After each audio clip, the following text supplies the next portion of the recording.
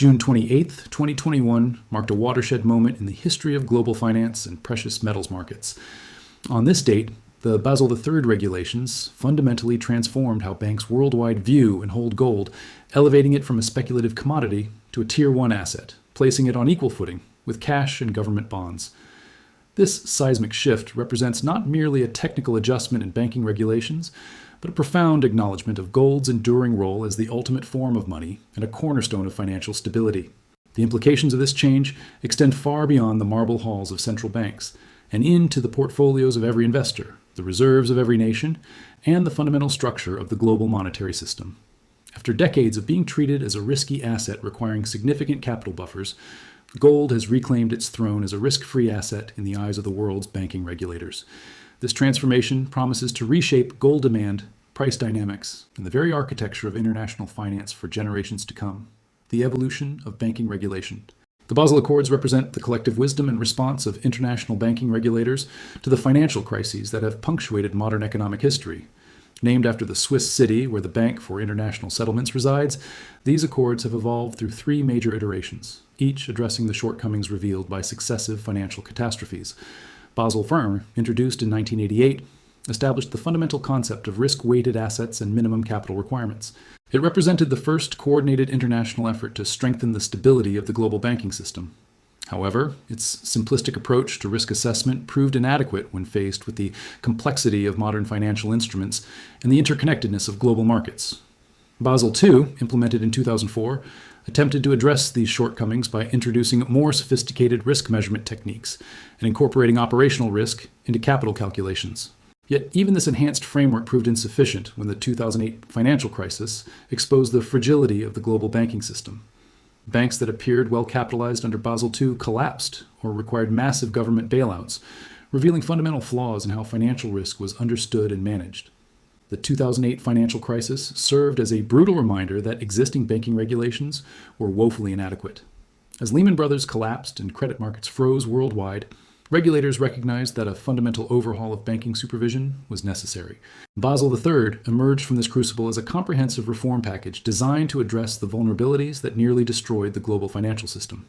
The new framework introduced several revolutionary concepts. First, it substantially increased both the quality and quantity of capital that banks must hold. Second, it introduced new liquidity requirements, ensuring banks maintain sufficient high-quality liquid assets to survive periods of financial stress. Third, it established leverage ratios to constrain excessive borrowing regardless of risk-weighting calculations. Finally, and most relevant to our discussion, it created the Net Stable Funding Ratio, NSFR, which fundamentally altered how banks must fund their assets and manage their balance sheets. The Net Stable Funding Ratio revolution, the NSFR, represents one of Basel III's most transformative innovations. This ratio requires banks to maintain stable funding profiles in relation to the composition of their assets and off-balance sheet activities. In simple terms, it ensures that banks fund long-term assets with long-term liabilities, reducing their vulnerability to funding crises. Under the NSFR framework, all bank assets are assigned required stable funding, RSF, factors based on their liquidity characteristics and residual maturities.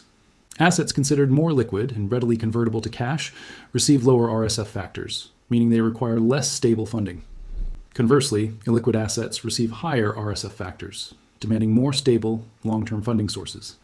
This classification system creates powerful incentives for banks to hold assets with favorable RSF factors. Assets requiring less stable funding are more profitable for banks to hold, as they can fund them with cheaper, shorter-term liabilities. This economic reality has profound implications for asset prices and market dynamics, as banks collectively shift their portfolios toward favorably classified assets. The previous treatment of gold.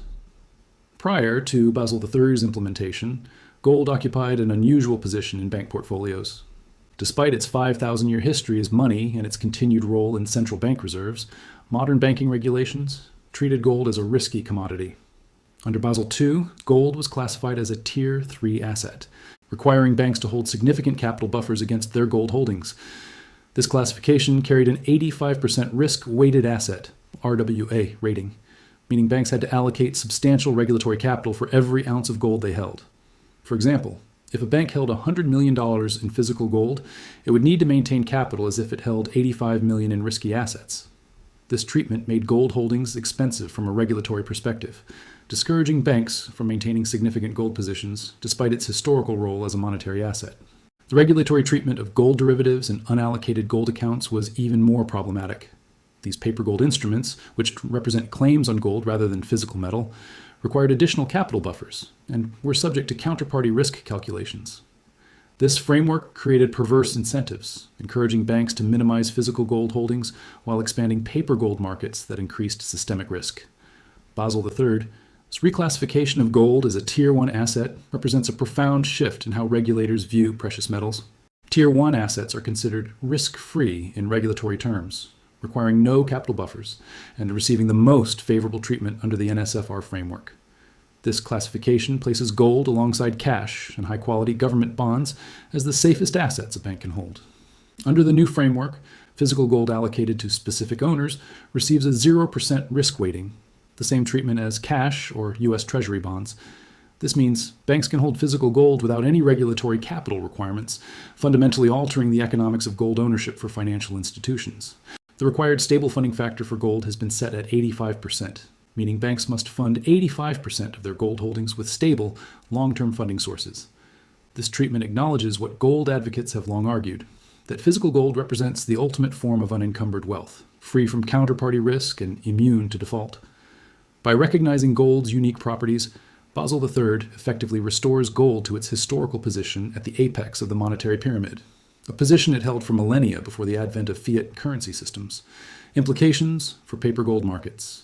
While physical gold received favorable treatment under Basel III, the regulations took a markedly different approach to paper gold instruments. Unallocated gold accounts, gold derivatives, and other synthetic gold exposures face significantly higher capital requirements and less favorable NSFR treatment. This distinction creates powerful incentives for banks to reduce paper gold exposures while increasing physical gold holdings. The NSFR framework requires banks to maintain 100% stable funding for gold derivative exposures, making these instruments expensive to hold from a regulatory perspective. Additionally, clearing banks face increased capital requirements for providing unallocated gold accounts, potentially constraining the growth of paper gold markets that have historically influenced price discovery in precious metals. This regulatory distinction between physical and paper gold could fundamentally alter gold market dynamics. For decades, paper gold markets have grown exponentially, with derivatives and unallocated accounts representing claims on gold many times larger than available physical supplies. Basel III's differential treatment may reverse this trend, potentially leading to a convergence between paper and physical gold prices as banks reduce synthetic exposures. Central bank demand dynamics. Central banks have been net buyers of gold since 2010, reversing decades of net sales that followed the abandonment of the gold standard. Basel III's implementation has accelerated this trend, providing additional regulatory incentives for central banks to increase gold reserves. The reclassification of gold as a Tier 1 asset makes it more attractive for central banks to hold gold relative to foreign currency reserves, particularly given rising geopolitical tensions and concerns about currency weaponization. The data speaks volumes about this shift. Central bank gold purchases reached 1,136 tons in 2022, the highest level since 1967, when the London Gold Pool was still attempting to suppress gold prices.